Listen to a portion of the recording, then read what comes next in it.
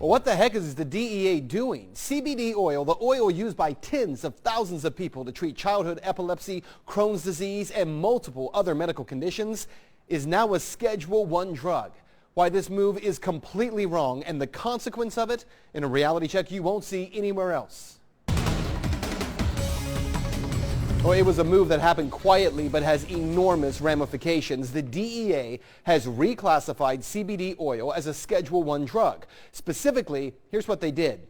Marijuana, which is correctly called cannabis, is already a Schedule I drug. That status means that the drug, according to the federal government, has no medical use or value, which is provably untrue, and is highly addictive, also provably untrue. Now, with that Schedule I status, cannabis is lumped together with drugs like heroin, which actually have no medical value, and those are highly addictive. So what exactly is CBD oil? Well, inside of a cannabis plant, there are 400 plus ingredients, including dozens of different kinds of cannabinoids, which can be extracted as oil. CBD is a particular kind of cannabinoid oil, and unlike THC, the chemical that can give you a high when it's smoked, CBD is not psychoactive. That's really important. It means it does not have the ability to get you high.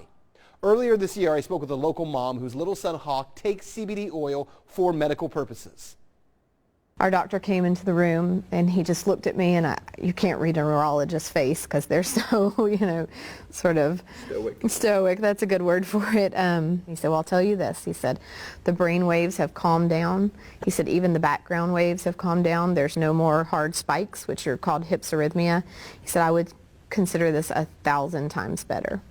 And he just looked at me and said, whatever you're doing, just keep doing it. Well, candidly, that little boy Hawk, his life is being saved by CBD oil. And Hawk is not alone. He is one of hundreds of children right here in Georgia, tens of thousands of them around the nation, who depend on CBD oil to help control serious issues such as seizures. Children who suffer from epilepsy, they have seen results where they've gone from having 300 seizures a week down to only 2 or 3 just by eating 1 to 2 drops of oil a day. CBD is saving lives. So is THCA, the acidic form of THC, and THC oil.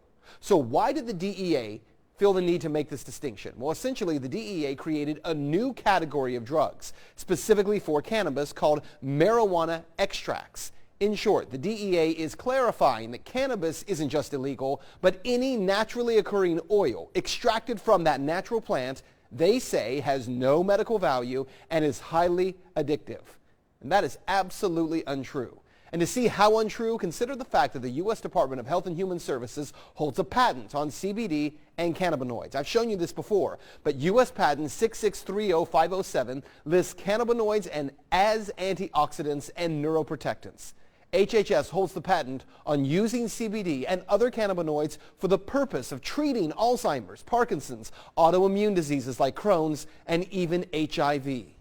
So what you need to know is that, once again, for the DEA to claim that CBD and other cannabis extracts have no medical value, while HHS holds a patent on those same extracts as medicine, is beyond ludicrous.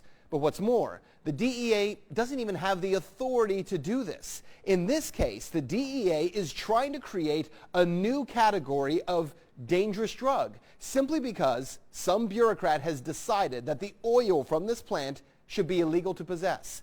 And that is an authority the DEA doesn't have. The agency is tasked with enforcing the law, not creating or expanding them. That's Reality Check. Let's talk about that on Twitter.